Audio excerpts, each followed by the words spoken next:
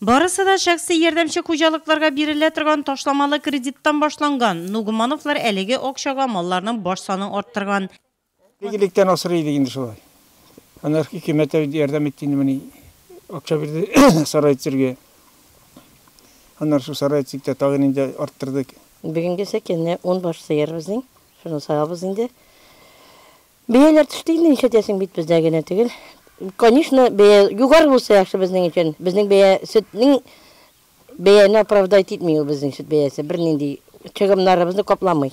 Нугмановлар сыйыр асрауны 4-тән башласалар, хәзер баш саны 10-га җиткән. Бүгенге көндә алар үз шәхси ярдәмче хуҗалыкларында 16 баш мөгезле эретерлек асрыйлар.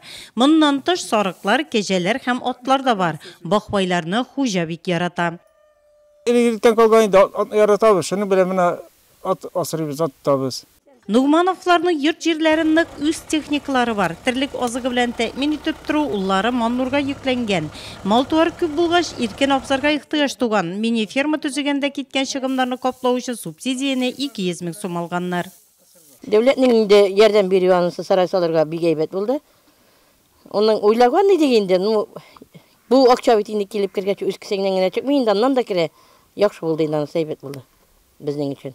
Күп терлек асраучы авыл кешесенә хәзер дәүләт программалары ярдәмгә килә.